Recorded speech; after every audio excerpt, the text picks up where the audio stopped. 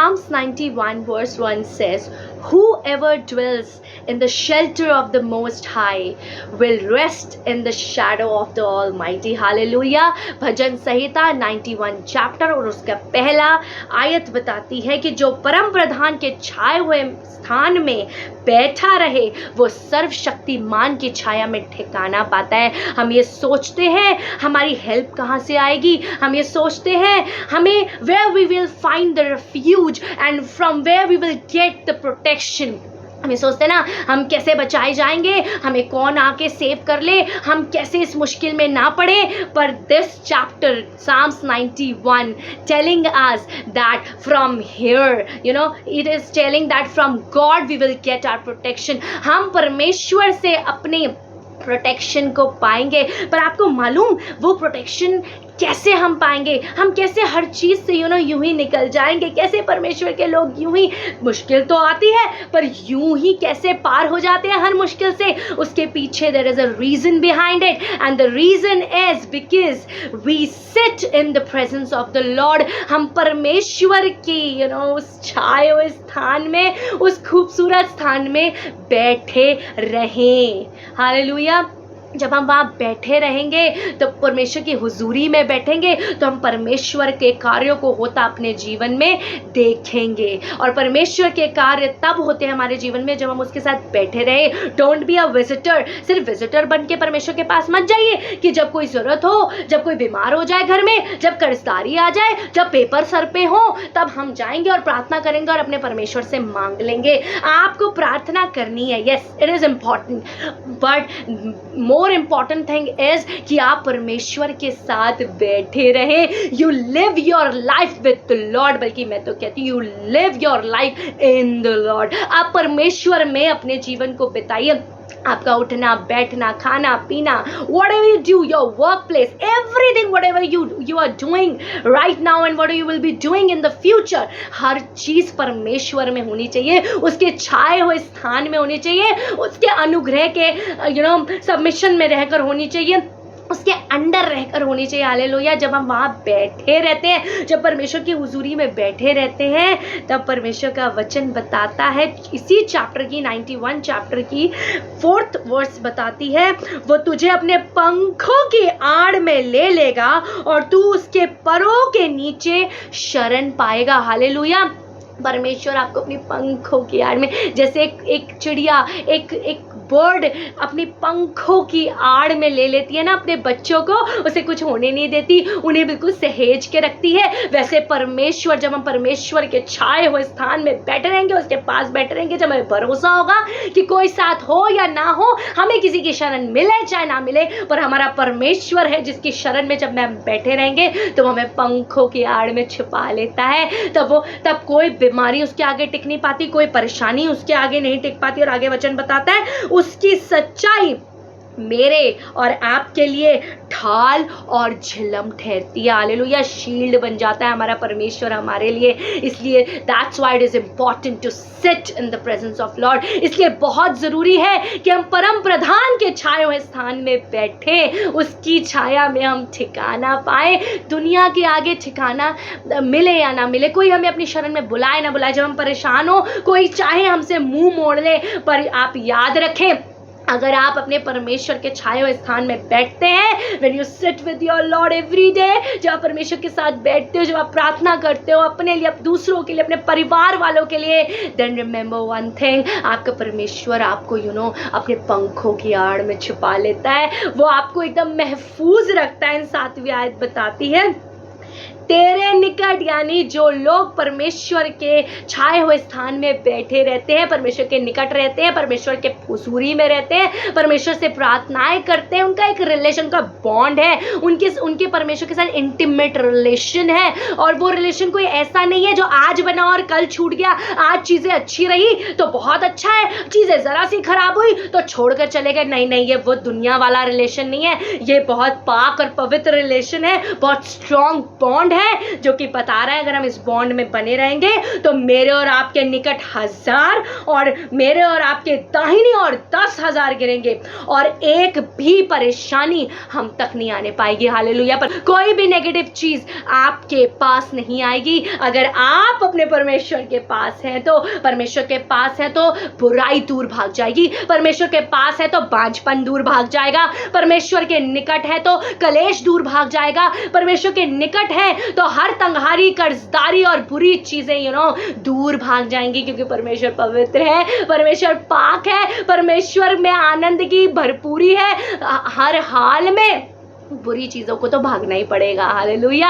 When you will be sitting with your father, जब आप अपने बाप के साथ बैठेंगे तो इन सब चीजों को, बुराइयों को, बीमारियों को, रोगों को, जिन रोगों को देखकर हम डर जाते हैं ना, ये क्या हो गया हमारे जीवन में, वो आपसे डर के भागेंगी, क्योंकि आप ऐसे शख्सियत के साथ बैठे हैं जिसके कंट्रोल में सारी चीजें हैं, जिसके आगे कुछ टिक नहीं सकता। पहाड़ों को भी टलना पड़ता है, वचन बताता है, अगर हम परमेश्वर के नाम से क्लेम करते हैं, जब हम परमेश्वर के साथ रहते हैं, जब हम परमेश्वर के नाम से प्रार्थना करते हैं। 15वीं आयत बताती है इसी 91 चैप्टर की, जब वो मुझको पुकारे, परमेश्वर का वचन कह रहा है जब मैं और आप उसको पुकारेंगे तब मैं उसकी सुनूंगा, यानी हमारा खुदाबंद हमारी सुनेगा। संकट में मैं उसके संग रहूंगा। संकट में तो दुनिया साथ छोड़ देती है, हमारे सगे संबंधी संकट में हमारा साथ छोड़ देते हैं, हमें पीठ दिखा देते हैं, मुंह मोड़ लेते हैं, पर परमेश्वर का वचन बताता है, वो खुदावन कह रहा है बेटा संकट में मैं तेरे संग रहूंगा। इसलिए अजीजों, मेरे भाई, मेरी बहनों, मेरे बड़ों, हमारा ज़रूरी है हम लोगों के लिए कि हम अपने खुदावन की नज़दीकी में बैठे। आप, मुझे नहीं पता आज आप कितनी मेहनत कर रहे हो दुनिया में रिलेशंस बनाने के लिए, दैट्स गुड, इट्स इंपॉर्टेंट, बहुत अच्छी बात है। आपका रिश्ता आपकी बहन के साथ बहुत अच्छा हो, बहुत अच्छी बात है। आपका रिश्ता आपके परिवार वालों के साथ बहुत अच्छा हो, बट सबसे ज़्यादा इंपॉर्टेंट है या प्रायोरिटी वाली बात यह है कि हमारा रिश्ता हमारे खुदावंद के साथ बहुत स्ट्रॉन्ग हो। जब मेरा खुदा मुझे देखे तो वो मुझे ऐसे देखे कि ये मेरी बेटी है, शी इज़ माई डॉटर, ये मेरा बेटा है, ही इज़ माई सन। और ये मेरी दुआ है कि हम सब के लिए कि हम परमेश्वर के छाए हुए स्थान में बैठे रहे, हमें दुनिया की तरफ देखना ना पड़े, हमें ये ना सोचना पड़े कौन मेरी बात सुनेगा, कौन मेरे दुख को सुनेगा, कौन मेरी इस तकलीफ को सुनेगा, कौन मेरा साथ देगा। हमें पता रहे जिसके छाए हुए स्थान में हम बैठते हैं वो कुवत रखता है और वो कह रहा है कि संकट में मुझे पुकारो, मैं तुम्हारी सुनूंगा। हालेलुया। कोई नहीं कहता कि संकट में हमें पुकारना, अगर कह भी देते हैं और जब हम हमारे ऊपर संकट आता है, जो हम उनके पास जाते हैं तो हम मुंह फेर लेते हैं, वो हमें वापस भेज देते हैं, वो बातों को टाल देते हैं। पर हमारा खुदावंद कह रहा है, हमारा परमेश्वर कह रहा है कि मैं तुम्हारी सुनूंगा। हालेलुया। वो हमारी सुनता है, हमें संकट में वो हमारे संग रहता है, और आगे लिखा हुआ है हमें बचाकर हमारी महिमा भी बढ़ाएगा। हालेलुया। आई डोंट नो आज आप कहाँ रेफ्यूज ढूंढ रहे हैं, आई डोंट नो आपका दिल किसने दुखा दिया है। आप परेशान मत होइए, आप हर एक शख्स के लिए प्रार्थना करिए, और सबसे इम्पॉर्टेंट ये है, सबसे ज़रूरी ये है कि आप अपने बाप के साथ, अपने परमेश्वर के साथ, उस सर्वशक्तिमान के साथ रिश्ता मजबूत करिए। और वो तब होगा जब हम उसके साए में, उसके छाया में बैठे रहेंगे। बैठे रहने का मतलब ये नहीं है कि मैं कह रही हूँ कि आप अपने काम को छोड़ दीजिए, घर वालों को खाना बना के मत दीजिए, अपने वर्क को छोड़ दीजिए, अपने ऑफिस मत जाइए। No, I am not talking about this. मैं आपसे कह रही हूँ, मेरी यह वचन हमसे कह रहा है कि परमेश्वर के साथ रहने का मतलब है we should know whatever we are doing somebody is watching us. हमें पता होना चाहिए जो भी मैं कर रहा हूँ या हम कर रहे हैं, कोई है जो हमें देख रहा है, हमारा खुदा हमें देख रहा है। Whenever something comes to your in front of you, तब आप अपने बाप से पूछ सके, पापा आज ये वाली चीज़ हुई, मुझे क्या करना चाहिए। आपके पापा, आप यानी हमारा परमेश्वर हमें बताएगा हमें उसे किस तरह से डील करना है। अपने बाप से पूछिए कि ये अपॉर्चुनिटी मेरे सामने आई है, पापा अब मैं इसको कैसे डील करूं, मैं कैसे इसको हैंडल करूं, क्या मुझे इसको हाँ करनी चाहिए या मुझे अभी रुकना चाहिए। Then this Bible will guide you, lord will guide you. we have to sit with our Father, with our Lord, उस परम प्रधान के छाए हुए स्थान में बैठे रहें। उन्नति यही है, तरक्की यही है। कोई भी खिलाफत में आपकी नहीं खड़ा हो सकता अगर आपका खुदावंद आपके साथ है। वचन बताता है अगर धर्मी 7 बार भी गिरेगा तो भी खुदावंद उसको उठा के खड़ा कर देगा, फिर से उठा के खड़ा कर देगा। पर परेशानी और मुश्किलें तो आती हैं, पर टिक नहीं सकेंगे अगर आप अपने खुदावंद के साथ बैठे हुए हैं। तो आपका बहुत ज़रूरी है, मेरा बहुत ज़रूरी है, हम सबका बहुत ज़रूरी है अपने परमेश्वर के साथ बैठना। मैं आपको बताना चाहती हूँ 3 शख्स हैं बाइबल में जिनका जिक्र है। यूं तो बाइबल में बहुत सारी शख्सियतें हैं जिन्होंने परमेश्वर का साथ किसी भी हाल में नहीं छोड़ा, पर मैं आपको एक एग्जाम्पल जल्दी से देकर बताना चाहूँगी। डैनियल की किताब में ये शख्सियतें आपको मिलेंगी, ये पर्सनालिटीज़ आपको मिलेंगी जिसे हमें सीखने को मिलता है। और ये जो पर्सनालिटीज़ हैं, ये 3 लोग हैं, शद्रक, मेशक और अबेदनगो, जो परमेश्वर से बहुत मोहब्बत करते हैं, परमेश्वर पर भरोसा करते हैं, परमेश्वर इनकी प्रायोरिटी है। ये वो लोग हैं जो परमेश्वर के छाए हुए स्थान में बैठे रहते हैं। एक दिन क्या होता है, राजा ऐलान करता है कि मैंने अपनी मूर्ति बनाई है और जितने भी लोग होंगे नरसिंगे फूके जाएंगे, वीणा बजाई जाएगी, सारंगी बजाई जाएगी और जितने भी लोग होंगे सबको झुकना होगा उस मूर्ति के आगे। ये 3 लोग ऐसे होते हैं, शद्रक, मेशक, अबेदनगो, जो नहीं झुकते हैं। चुगली करने के लिए कई लोग निकल कर जाते हैं राजा के पास और भड़काते हैं राजा को कि ये 3 लोग हैं जो तेरा आदर सत्कार नहीं कर रहे, तेरी मूर्ति के आगे नहीं झुक रहे। तो मालूम क्या होता है, मैं आपको बताना चाह रही हूँ डैनियल 3rd चैप्टर और उसकी 13th वर्स से मैं आपके सामने पढ़ना चाहूंगी। आप सुनिए, बाइबल में एज इट इज जो लिखा है मैं आपको बताना चाहती हूँ। डैनियल 3rd चैप्टर उसकी 13th वर्स से पढ़ रही हूँ। तब नबूकदनेस्सर ने रोष, यानी नबूकदनेस्सर वो राजा, वो रोष और जलजलाहट में आकर आज्ञा देता है कि शद्रक, मेशक और अबेदनगो को लाओ, मेरे पास लाओ। तब वे पुरुष राजा के सामने हाजिर किए गए। नबूकदनेस्सर ने उनसे पूछा, हे शद्रक, मेशक और अबेदनगो, तुम लोग जो मेरे देवता की उपासना नहीं करते और मेरी खड़ी कराई हुई सोने की मूरत को दंडवत नहीं करते, तो क्या तुम जानबूझकर ऐसा करते हो? यदि तुम अभी तैयार की गई यानी बजाए, अगर हम नरसिंगे बजाए, फूके, सितार, शनाई ये सब बजाई जाए और तुम उस शब्द को सुनो और उसी क्षण गिरकर मेरी बनवाई हुई मूरत को दंडवत करो तो बच जाओगे, और यदि तुम दंडवत नहीं करोगे तो उसी घड़ी धधकते हुए भट्टे के बीच में डाले जाओगे। फिर ऐसा कौन देवता है जो तुमको मेरे हाथ से छुड़ा सके? राजा ने धमकी दे दी है। राजा कह रहा है अगर नहीं झुकोगे तो मैं तुम्हें धधकते हुए भट्टे में गिरवा दूंगा, मैं तुम्हें वहां पे तुम मारे जाओगे। बड़ी व्हाट, राजा को पता नहीं था वो किससे बातें कर रहा है। राजा जानता नहीं था ये कौन लोग हैं, ये कहाँ रहते हैं, इनका ठिकाना कहाँ है, इनका रेजिडेंस कहाँ है। इनका रेजिडेंस तो परमेश्वर का छाया हुआ स्थान था। और ये तीनों बिल्कुल भी नहीं डरे। इन्होंने राजा से कहा, 16वीं आयत से पढ़ रही हूँ। शद्रक, मेशक और अबेदनगो ने राजा से कहा, हे नबूकदनेस्सर, इस विषय में तुझे उत्तर देने का हमें कुछ प्रयोजन नहीं जान पड़ता। 17वीं आयत बताती है, हमारा परमेश्वर जिसकी हम उपासना करते हैं वो हमको उस धधकते हुए भट्टे की आग से बचाने की कुव्वत, शक्ति रखता है, वरन हे राजा वो हमें तेरे हाथ से भी छुड़ा सकता है। परंतु यदि नहीं, अगर ना भी छुड़ाए तो हे राजा तुझे मालूम हो कि हम लोग तेरे देवता की उपासना नहीं करेंगे और ना तेरी खड़ी कराई हुई सोने की मूरत को दंडवत करेंगे। ये जवाब था शद्रक, मेशक और अबेदनगो का। वो डरे नहीं, उन्होंने कॉम्प्रोमाइज नहीं करा, उन्होंने खुदा को कॉम्प्रोमाइज नहीं करा। उन्हें पता था कि हम रोज जिसके साथ बैठते हैं, हम रोज जिसकी उपासना करते हैं, हम रोज जिससे प्रार्थना करते हैं, वो हमें बचाने की कुव्वत रखता है। और ये भी बोल रहे हैं कि बाई चांस नहीं भी बचाता तब भी नहीं करेंगे, क्योंकि हमें हमारे परमेश्वर पर भरोसा है। आगे पढ़ना चाहूंगी 19th वर्ष में। अब ऐसा सुनने के बाद राजा ने क्या कहा? तब नबूकदनेस्सर झुंझला उठा, अब गुस्सा हो गया, अब उसे बड़ा ही गुस्सा आया और उसके चेहरे का रंग शद्रक, मेशक और अबेदनगो के प्रति बदल गया। उसने आज्ञा दी कि भट्टे को 7 गुना अधिक धधका दो, अभी जितना गर्म था उससे 7 टाइम्स ज्यादा गर्म कर दो। फिर अपनी सेना में के कई एक बलवान पुरुषों को उसने आज्ञा दी कि शद्रक मेशक और अबेदनगो को बांध कर उन्हें धधकते हुए भट्टे में डाल दो। तब वे पुरुष अपने मोजो अंगरखों और बागों और अन्य वस्त्रों सहित बांध कर उस धधकते हुए भट्टे में डाल दिए गए। वो भट्टा तो राजा की दृढ़ आज्ञा होने के कारण अत्यंत धधकाया गया था।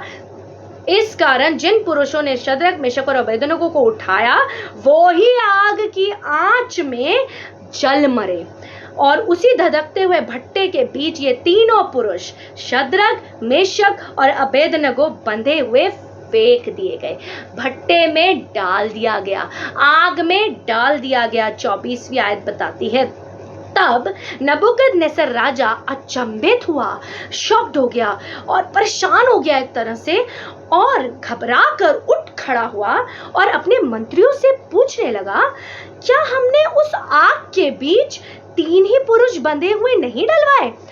उन्होंने राजा को उत्तर दिया, हाँ राजा, सच बात है, 3 ही डलवाए थे।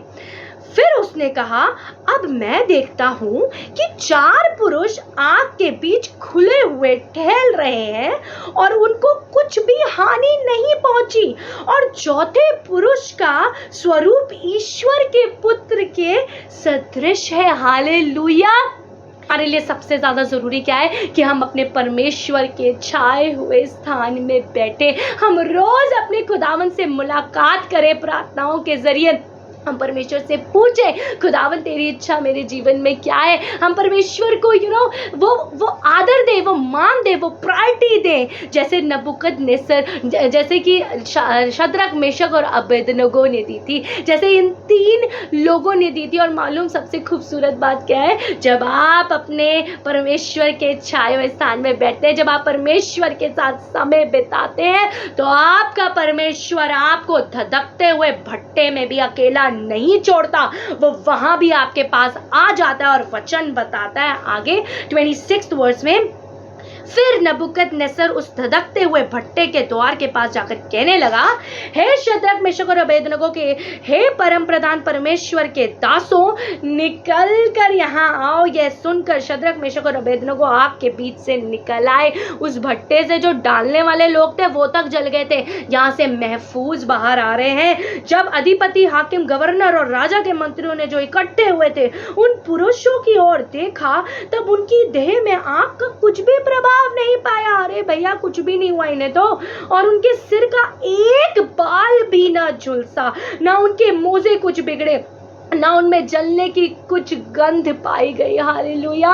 परमेश्वर का धन्यवाद हो, वो परमेश्वर हमें कहीं भी नहीं छोड़ता, वो हमारी जलजलाहट में हमें नहीं छोड़ता। वो जब हम परेशान होते हैं, जब हम बीमार होते हैं, जब हम तकलीफ में होते हैं, वो हमारा हाथ नहीं छोड़ता। कोई भी छोड़ सकता है। वचन बताता है दूध पिलाने वाली माँ भी अपने बच्चे को छोड़ सकती है, वरन वो खुदावन हमें कभी भी नहीं छोड़ता। और यहाँ पे शद्रक मेशक अबेदनगो को परमेश्वर ने उस जलते हुए भट्टे में नहीं छोड़ा, क्योंकि शद्रक मेशक और अबेदनगो उस परमेश्वर से जुड़े थे। उनका रिलेशन खुदावन से स्ट्रांग था, उनको परमेश्वर पर भरोसा था। वो किसी राजा को देखकर डरे नहीं, वो भड़काने वाले लोगों को देखकर डरे नहीं। उनकी निगाहें सिर्फ खुदावन पर थी, उनके कान खुदा की ओर लगे हुए थे। उनका भरोसा सिर्फ सच्चे परमेश्वर पर था। And the result was they were saved. वो परमेश्वर के द्वारा बचाए गए। वचन बता रहा है कि खुदावंद खुद वहां आकर खड़ा हो गया। कोई आपको जला नहीं सकता।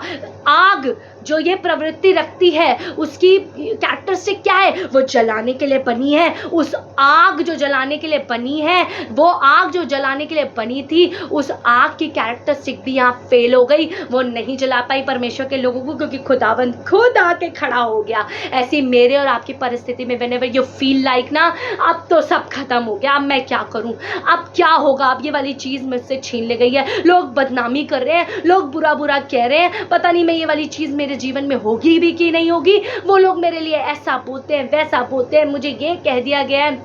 Do not get depressed. आजकल मैं सुनती हूँ लोग डिप्रेस्ड होकर, परेशान होकर, किसी की बातें सुनकर अपने आप को मार लेते हैं। दे किल देमसेल्व्स, वो लटक जाते हैं, झूल जाते हैं पंखे पे फांसी चढ़ाकर। Please don't do these things. ये जो कानों में चीज़ें बोली जाती है ना, आप प्लीज़ इन सबको इग्नोर करिए। आप अपने परमेश्वर के छाए हुए स्थान में बैठिए। मालूम तब क्या होगा, जब शैतान इधर से, जब शैतान की बातें या बुरी चीज़ें, बुरी बातें, बुरे लोगों की बातें जो शायद अच्छा नहीं सोचते आपके लिए, जब उनकी बातें आपकी इस तरफ से कान में आ रही होती हैं, तो आप परमेश्वर का वचन इस तरफ से कान में आपको बोलता है, बेटा मैं तेरे साथ हूँ, तू घबरा मत, मैं तुझे बचाने की कुव्वत रखता हूँ। तू, तेरे निकट 1000 और तेरे दाहिनी ओर 10,000 गिरेंगे, एक भी बुराई तेरे निकट नहीं आने पाएगी। मैंने तुझे अब आगे पीछे से घेरे रखा है, मैंने तुझे अपने पंखों की आड़ में छुपाए रखा है। जब लगातार वचन हमारे इस कान से आएंगे, ये कब होगा?